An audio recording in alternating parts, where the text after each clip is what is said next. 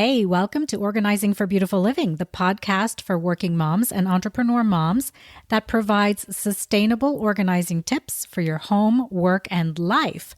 I'm Zizi Man, professional organizer and productivity consultant, and I'm here to share simple ideas that don't take a lot of time so you can love your home, excel at work, and have the time to enjoy both without stress or overwhelm. Ready to get beautifully organized? Well, let's make it happen.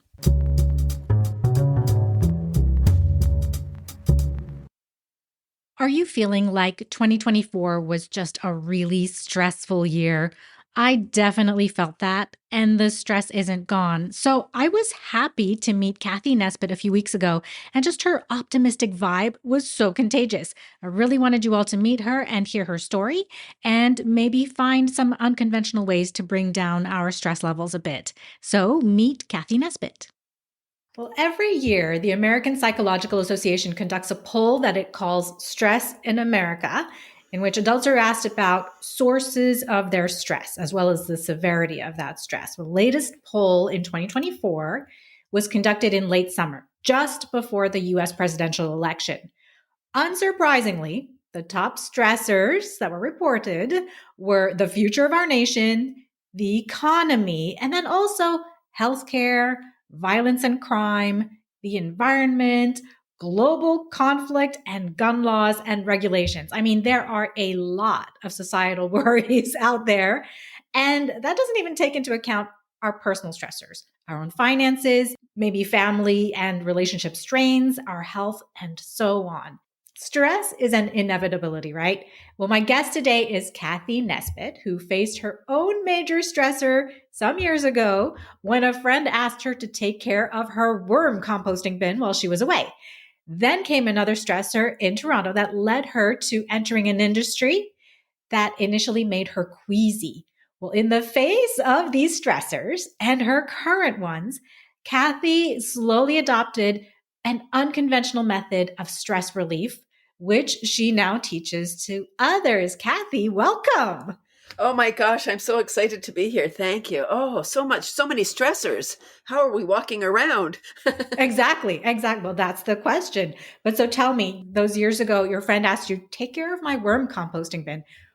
Had you taken care of worms before? And what does that mean? I had not. No, that was my first introduction to vermicomposting. But as an avid gardener and composter, I knew the value of the black gold that the worms produce, the worm poop. Yes. But I didn't want worms in my house. Now I come from a place where I think that we should try things for ourselves rather than letting someone tell you, oh, you won't like that. You know, like try it yourself. You might like it. And I didn't like it. It was awful. And the reason, because I didn't manage it. So I had a house full of fruit flies because the fruit flies, you need to manage your worm bin. If you have a compost pile outside and you have fruit flies, that's great because they're decomposers, but you don't want them in your house. Inside your house. That's it. Okay. So you had fruit flies in your house. You had worms in your house. What did you do? How did you get rid of fruit flies? Well, that summer I lived with the fruit flies because, for people listening, fruit flies don't cause any trouble for humans or pets. They don't carry any disease. They just bug us. So management is required, but I would just open up the lid. It's in a box. They're not free range worms. Open up the lid, throw the food in, the food scraps, and I would close the lid. And that was the problem. You need to bury the scraps, maybe some of the peels you don't wash, like bananas. The fruit fly eggs are on the outside. So you need to maybe rinse the scraps or something. So I did end up keeping the worms alive for my friend, and I wanted the black gold. So I put on big gloves. It took me, hours to separate the worms from the compost. Because every time I'd see a worm, I'd be like, ew. Right. Okay. So in order to, and remember, you're talking to a beginner, never made compost in my life. And so I have the basic idea in my mind. Okay. But very, very clearly, you have a composting bin in your house and you need the compost and you have to physically take the worms out in order to harvest the compost. Yes. Although there are systems. That's for the do-it-yourselfers, right? If it's just in a tote or something. But there are systems that take away the need to harvest. To harvest. Okay. So you did that and you got your compost that year. And what did you do with it? I put it in my garden, and that, it's natural fertilizer. It's Yeah. taking our Yeah. food scraps and our paper that usually we call garbage. You manage Mm-hmm. it in your kitchen or basement, wherever you have your worm bin. And the worms eat everything. They're quiet. They're great pets. And right, Yes. they turn it in their poop. So they eat everything. They eat the paper, they eat the carbon and nitrogen. And then their poop is the fertilizer. It's the way nature intended. What happened after that that got you into this industry? Yeah. So that was, I think the universe is a fascinating place, and we get signs along the way. We're not always paying attention. So I Mm-hmm. was like, okay, yeah, I tried it. Nope, not for me. 7 years later, I was getting my psych degree at night. I got a job at a group home working with challenged adults. They had 10 homes and a farm, and they didn't compost. So when I approached management about composting, because they had a greenhouse, they had, all the components to have a successful composting operation. When I spoke to management about composting, why do they not compost their scraps? They said, we don't need the fertilizer because we have cows. So they had manure that they could use as fertilizer. And wow, it was the first time I realized people don't connect what they're doing. Here they're creating all of this food waste. I don't know how many residents, maybe 100 residents, 180 staff, 24/7 facility, like lots of food scraps. So when I asked them about composting, they said they didn't need the cows. I was like, well, that's great, but you could always the worm compost doesn't have any chemicals. It's really natural, and you could sell it if you don't need it. Like, have a little business. How wonderful. With the worms. Okay. So that was just composting. The greenhouse manager said, hey, why don't we vermicompost? Like, what about worms? And then I was like, oh gosh, Z, have you ever done something and you were all excited about it, and then it didn't work out like you thought it was going to? Uh-huh. Mm-hmm. So you're like, yeah, okay, I tried it. I'm not going to do that. That's what happened to me. And then later on, someone says, hey, Z, why don't we, whatever it was? And you're like, so that feeling in my stomach, like, oh no, not the worms again. Mm. But then I came home from work that day and I realized it's an institution. They're not getting worms anytime soon. They need to have meetings, decide if it's a good idea, Right. is there money, on and on, all the things.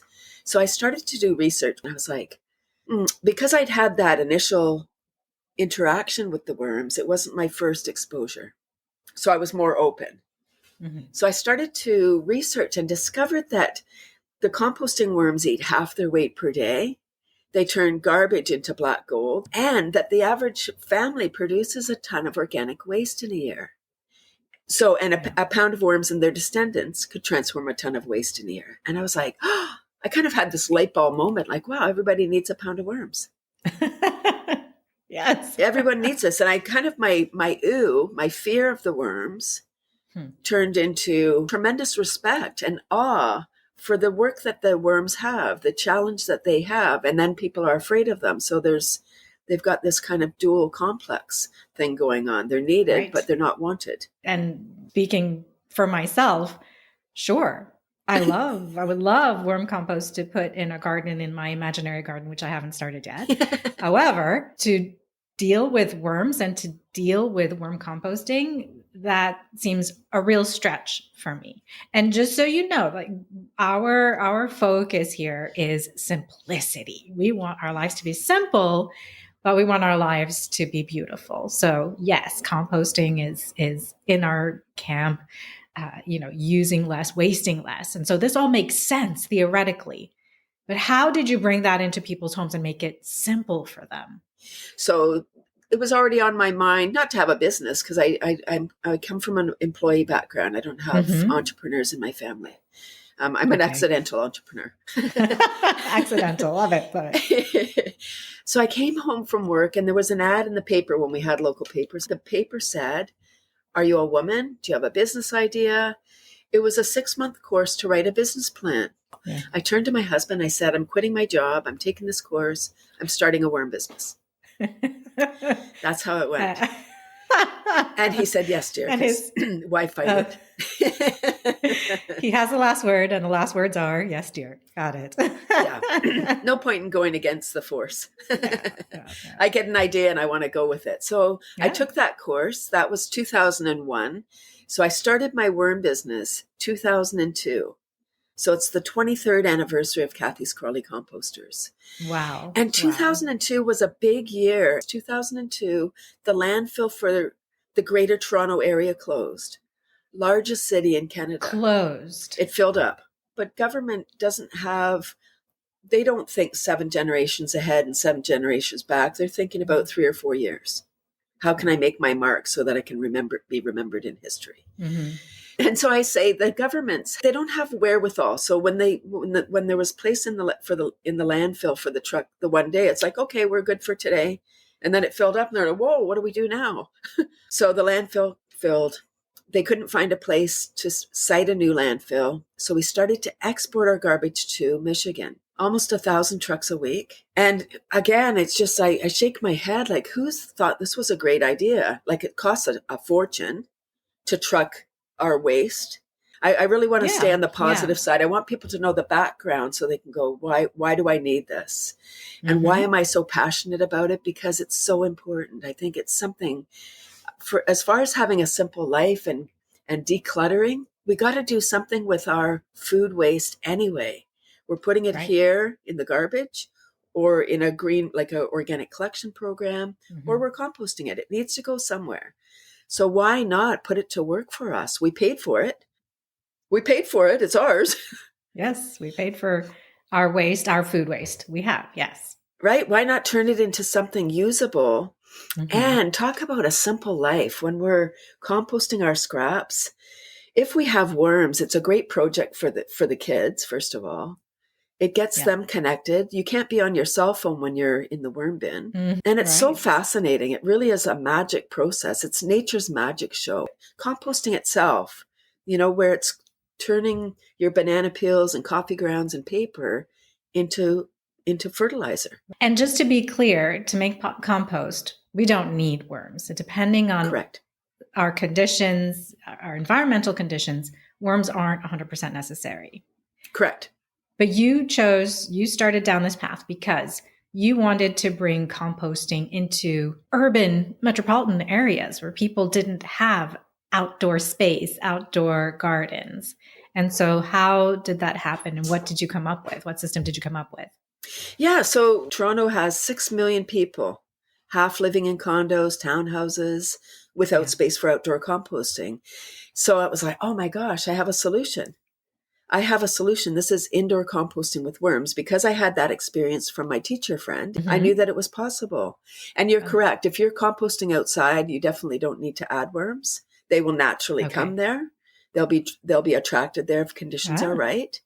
In Canada, we have a thing called winter, and it's sometimes very cold. The worms are temperature sensitive. These composting worms, they're surface dwellers. Right. Okay. So this allows people to do composting year round. And this is a whole industry, worms, yes. Right? So you have to get worms from someplace. There are companies who are growing worms. Yes. And selling worms. It's so interesting. Right. It's fascinating. It is fascinating. It's kind of this hidden secret. We don't want to know about garbage, right? We put our garbage out at the curb. The magic truck comes along and it's gone. It's not our right, out of sight, out of mind. But the environment is all one place. There's no separate place. That's the environment. Right. The environment is here. We are the environment. So by shipping our garbage to somewhere else, if we're talking about e-waste or compost or even just garbage, we send it elsewhere, like to third world countries and to other places. And it's not our problem anymore, but it is, because we have one little planet. That's it. We have this beautiful planet that we're throwing our garbage everywhere. Tell me a little bit about the system. What does it look like? So for the do-it-yourselfers, a Rubbermaid container or any tote, an old recycle bin, anything will work. Even a box, but the worms would eventually eat the box. Eat through the box. Yes. So probably not a box. But a wooden container would be fine as well. And then it's really creating the correct environment. So the worms require a carbon nitrogen mix. The carbon would be your brown material, shredded paper, brown leaves, brown grass, straw, drink trays, egg cartons, that kind of material. Mm-hmm. And the nitrogen is your food scraps, coffee grounds, potato peels, banana peels, all your peels. Yes. And you need both. You need a little bit of water. The worms are about 90% moisture. So it needs to be fairly moist, but no pools of water. They're not fish. Okay. Yes. You need holes in your bin. So people are like, oh, good, I'll just have a solid lid. No, your worms will be dead. Right. They Right? need to breathe. It's aerobic process, meaning with oxygen. Mm-hmm. And, some of the objections are, will it smell? Right? I'm putting rotting food. Is it going to smell? No, it's aerobic, meaning with oxygen.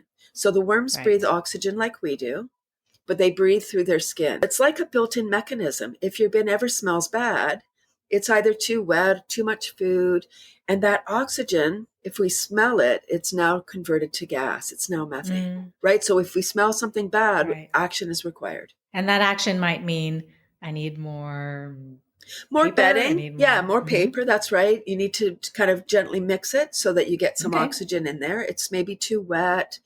Remove some of the food scraps or just some action. Okay, got it. And so let's say you sell worms by the pound, you mentioned, right? So, how are you shipping me these worms? And then how am I I'm just putting them into my bin along with the bedding and the food scraps. How am I receiving those? They're packaged in either peat moss or coconut coir, but peat moss is not renewable, at the rate we're using it. I mean, it's renewable, right? In 1,000 years or whatever. In the UK, they've banned the use of peat moss. Oh, I wasn't aware of that. Okay, so coconut coir is the better option, the better material. I've seen people start seedlings in coconut coir. Is it the same type of material? Okay. Mm-hmm. Assuming that I live in a condo, I live in an apartment, I can use that in my, container gardening and in large pots on a balcony and that kind of thing. I can add the compost to that. Absolutely. You can, any plant will prosper with worm compost. You wouldn't you wouldn't start your seeds just in worm compost, because then you'd get lazy plants. The plant would grow, it would grow very fast, and then it wouldn't be able to hold up its head, because if you don't stress the seeds a little bit, then they're kind of lazy. They're like couch potato seeds and their roots are shallow because the food's right there. They don't have to work. Right. So you want the roots to have to do a little bit of digging.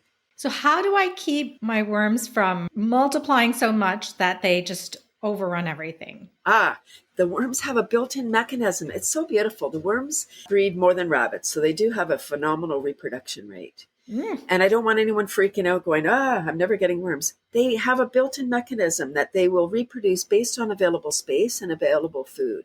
You would never be overrun. So at a certain point, you might open your bin. You're like, wow, I have so many worms. You can leave them alone and just keep adding your food. Or you could take out some worms, start another bin, and expand your system. So eventually you may be managing all of your scraps. Like you might start with a pound of worms. So you're managing 3 or 4 pounds of food waste per week.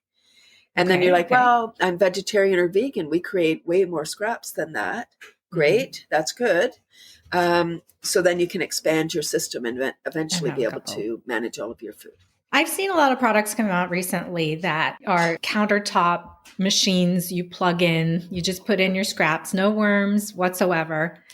Is that compost? They call it soil amendment. It will create some kind of soil amendment. Is that compost? And can I just use that in my soil? You can use it in your soil. It's not compost. It's dehydrated food scraps. And what does that do for my soil then? It's not a fertilizer. Well, it still will add nutrients in there. It's just that when it goes through the composting process, it's kind of processed in a different way, and there's more nutrients, more microorganisms. It's living soil. When it's dehydrated, there's no life. It's another way. It's a way, but we're using electricity because you got to plug it in. They're expensive. Those systems are expensive. They're expensive. Yes. Right. Yes. I mean, people are looking for systems. They're looking for ease. That's right. And that you got it right there. And those things are compelling and attractive to us because they promise simplicity, no smell. It's a closed system. You plug it in and, a few days later you open it up and magically you've got something that you can just add to your Right. soil. A very different thing than when we're talking about worms, we're talking about taking care of something living. And then we're a little worried, like you said, about the smell. Am I going to get fruit flies? I think it is a little bit of a different mindset we have to be in to have a live vermicomposting system in our houses. But the benefits, tell me about the benefits of doing this for you. What did you feel when you started creating compost using worms? I actually would like to go back to what you said about taking care. Mm-hmm. That's what having a worm bin in your house will do. It helps you care more because you're I taking agree. care of these critters. Mm-hmm. We're so fast now, fast food, we're fast, we're go, go, go. We're like, if we're not busy, we're like, oh, I'm worthless. I'm not busy enough.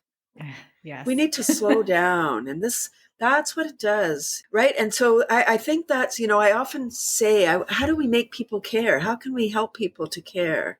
Having a worm bin offers that. Like people might be afraid, like, oh, because if they were traumatized as a child, like after a rainy day or fishing, the green goo that comes out of a Ugh. worm, right? Right. Where they're like, oh, or Ew, they worms. just are like putting it on the hook, but then they feel for the worm, like, oh no, I can't do Mm-hmm. this. They're Yeah. not looking to that as an adult for a solution. So there really is a few layers here that we need to overcome. How did I feel? As an avid gardener, I really saw the benefit of adding the worm compost to my garden.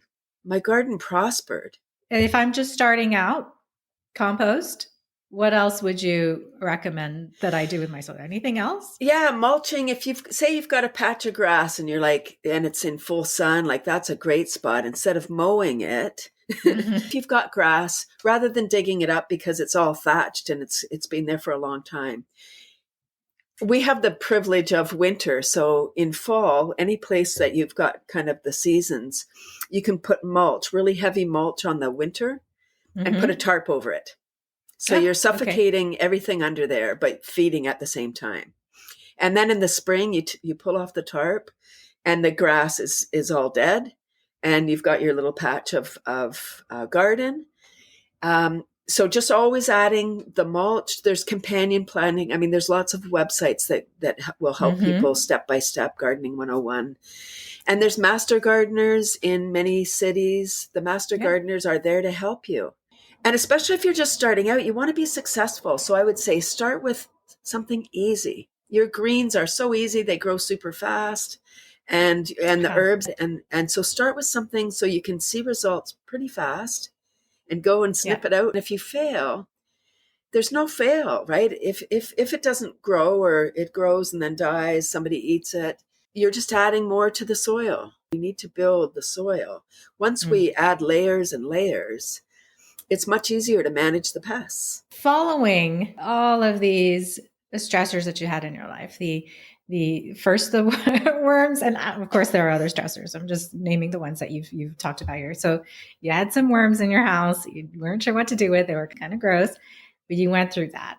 And then you learned about garbage being shipped out of the country from one metropolitan city, 10 trucks a day. 10 trucks a day moving out of the city.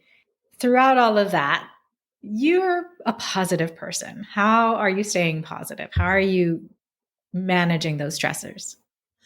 When you're on purpose, it just helps getting up every day. My work is like play.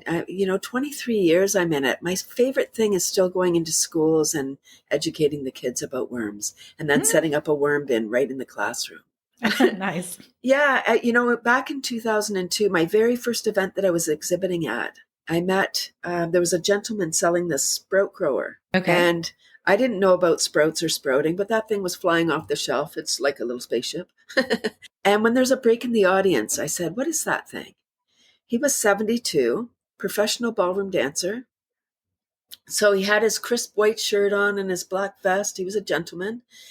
And I came from employee background. I didn't know anybody that worked at 72. So I was Right. amazed by this man. Wow. And if anyone's ever done exhibiting that's listening, it's not easy. It's not easy as your business. If it's your hobby, it's kind of different because it's something you love. And so you're just educating people about whatever your crafts or whatever you're doing. When it's your business, it's really hard because that's how you make your money. And people are like, oh, can I get it? Oh, I saw it cheaper at Walmart, or, oh, I can get it on Amazon. It's like, you could, or you could support a local business. Right. And the family and the community. Like if we're buying stuff on Amazon, I don't know, like Jeff Bezos maybe is It's benefiting. making Right. And then all those exactly. people running around delivering all the stuff for him. Right. Anyway, that's kind of a whole nother topic. But so I didn't know about sprouts, and I was like, wow, look at him. He's super healthy and I want to be like him. So he said, if you're going to do this, start your day with 2 tablespoons of sprouted mung beans. Because I was like, okay, I'm in. Because there's up to 100 times more digestive enzymes in raw sprouts. Okay. And here are some beautiful things about sprouts. And I'm going to sound so smart because I am. They're hydrating, alkalizing, regenerative, biogenic, and then the 100 times more digestive enzymes. So those are a lot of things. They're superfoods that we can grow for pennies a day, starting with a seed. We grow it in a jar or in a sprout grower, like whatever we've got. Eating sprouts is going to benefit your health. So I'm high energy because I've been eating live food for 23 years. I don't go a day without sprouts.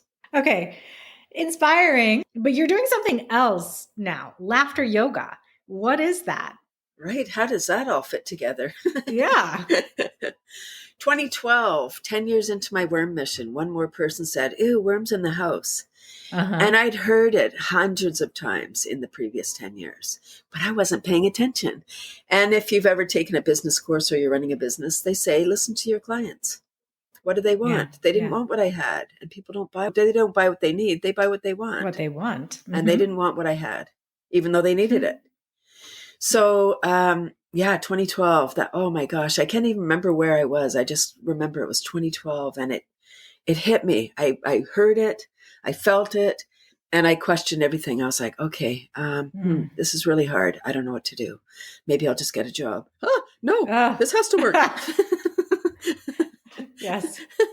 Don't tell me what to do. I didn't like it before. I would like it even less now. Yeah. And the very next day, I was introduced to laughter yoga at the very place I wrote my business plan, which was a women's center. And so they would have business events, business meetings, and the speaker was a laughter yoga teacher, and she did a 5-minute demo. And I was like, what? Laughter yoga? What is that? I don't even do yoga. I know it's a fine thing. I jumped right to the fun yoga, laughing as a cardiovascular exercise. Oh, and so wait, what? I know, right? Yeah. So it started in 1995 in India by a medical doctor, Dr. Madan Kataria. That same week at a networking event, hundreds of people, 2012.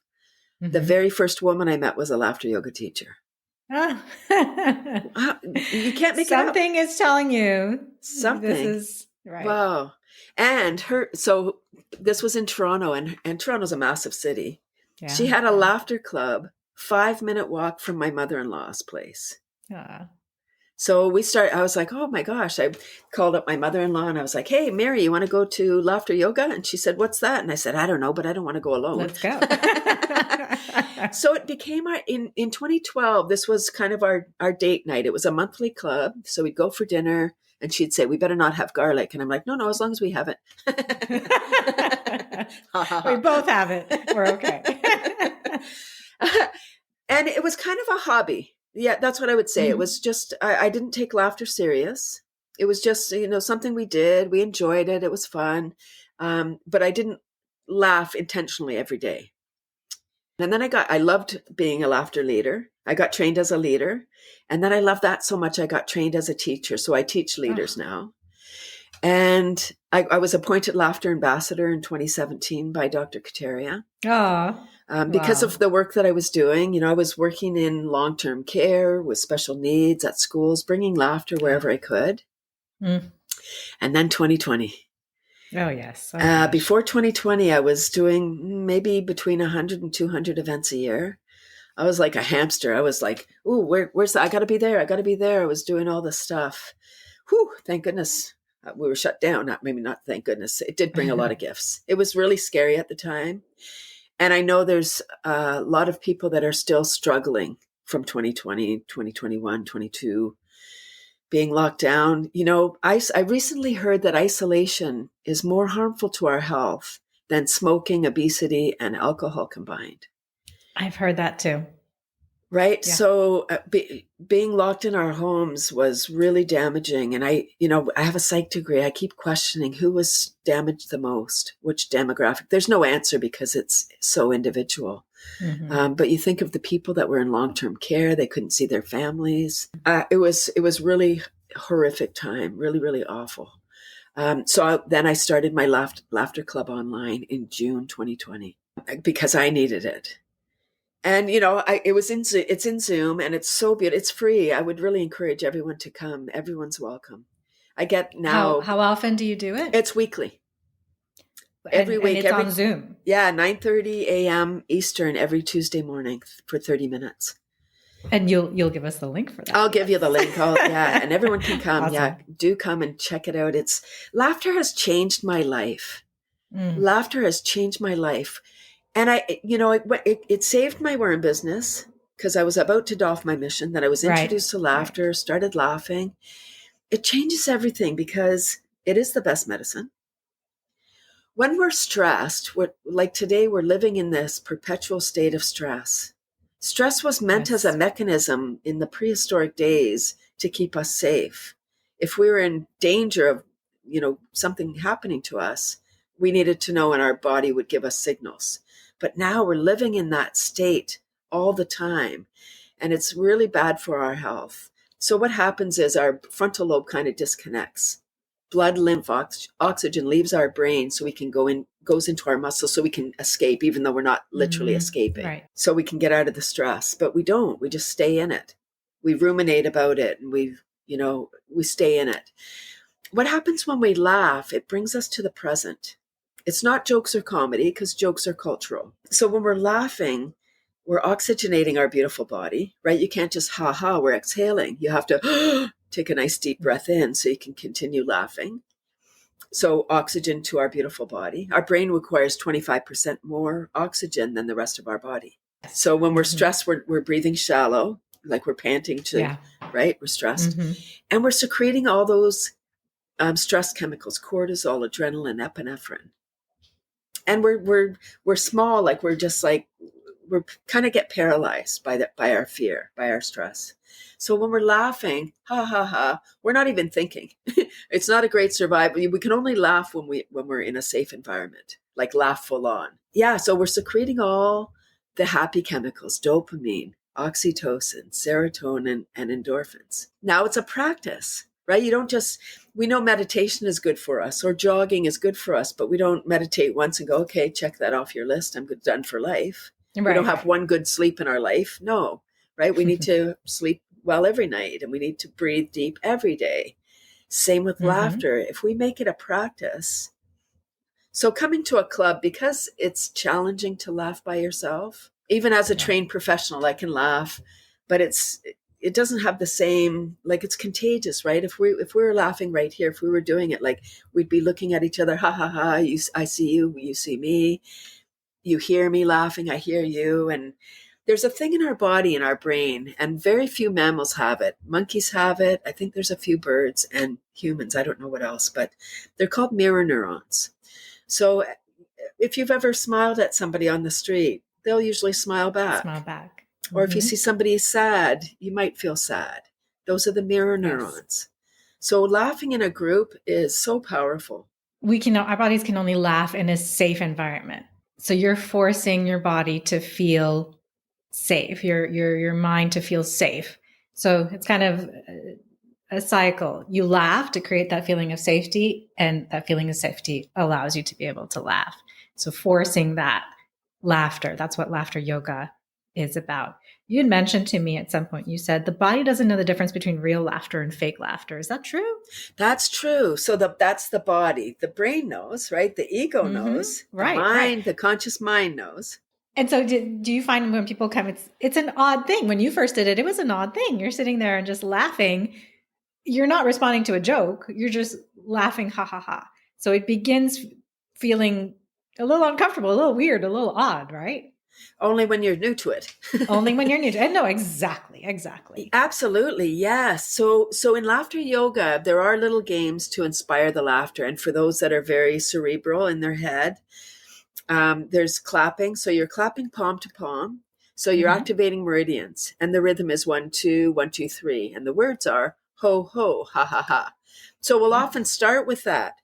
And at the beginning of a laughter club, especially in person, on Zoom, we do that less because it's all different sounds, like you can't really sing on Zoom. But that brings you to the present. That sends a note to your brain. Hey, oh, I'm clapping, I'm smiling, I must be happy. So we can kind of trick our brain.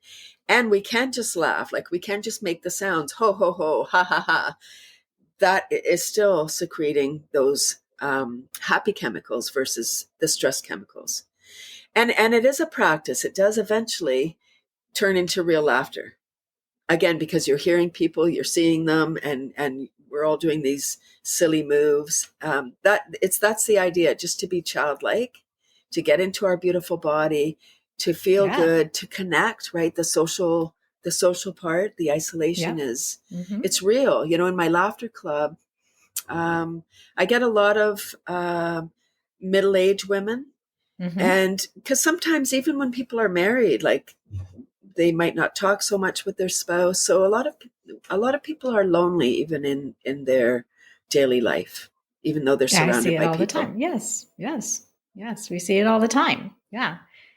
Okay. I love this idea. And you call it Cathy's Club? Cathy's Chuckle Club. Cathy's Chuckle Club. I like we alliteration. all have to go check this out. Oh, well, okay. No, it's fantastic. So Cathy's Crawly Composters. Tell me the names. Tell me the names. Cathy's Crawly Composters, Cathy's Sprouters, not alliteration, and Cathy's Chuckle Club. So Cat's a triple entrepreneur, and you're feeling good now. You're happy. The stresses are less. Laughter for you changed my, it's really funny. I did a TEDx talk in 2013 about the worms. And it was a great talk. I mean, when I just watched it the other day because I was doing a worm workshop and it had been a little while. So I was like, oh, let me bring them some good knowledge. Yeah. And I looked and I was like a little bit pudgy, had a pudgy face and like a little pudgy body. So the sprouts helped you to lose weight. And I had been eating sprouts for 13 years by then. Even though I've been eating sprouts still, the laughter is an added piece because I have rock hard abs from laughing. And I laugh intentionally every day now. So even looking back there to today, I'm in better shape than I was, whatever that is, 12 years ago. Yeah. Fantastic. So I signed up, just so you know. I signed up last week. I'll be attending on Tuesday. I will be there. I love it. And yeah, I'm really looking forward to that. And I want to thank you so much. I mean, you're bringing happy vibes to everyone. And I really appreciate that. And so if there was one thing you would want to tell us to do today to simplify the way that we do things, the way that we think, the way that we feel, what would you tell someone? I think that people stay stuck in jobs or situations because they don't see a way out. I would say find a way out.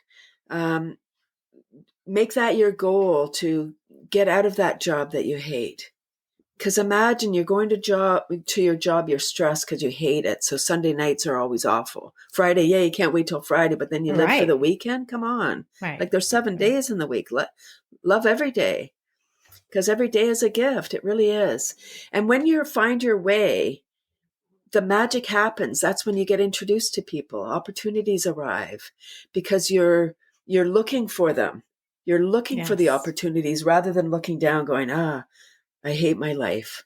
Oh, whatever it is. This like job and this job and this thing. I don't like that thing. Now I acknowledge that it's very difficult. All of this, it's very difficult to live a daily life when we're focused on our kids. We have to raise kids in a world that's increasingly, throwing things at our kids at a younger and younger age. And so they're stressing from the time they have access to YouTube. Even if it's YouTube Kids, they're watching all kinds of videos on there. And so the stresses are coming even earlier. Mm. And so, yeah, it's difficult. I absolutely recognize that. And I want to make sure everybody's clear that, laughter is not as you said, a one-time fix for everything. But why not support our well-being by doing something that is so simple to try this, medicine for our bodies that is not a medication. Well, Cathy, I just want to say thank you so much for being here, for telling us about your life, for sharing a little bit of your days. Thank you for the opportunity. So Cathy's Chuckle Club takes place every Tuesday at 9:30 a.m. Eastern Time. Now, you do need to sign up ahead of time, though, and you can do that at cathysclub.com. And you can find out more about composting with worms and growing sprouts at home at cathyscomposters.com. You can also watch Cathy's TED Talk there. I'll put those links in the show notes. Enjoy your week, and I'll see you on the next episode.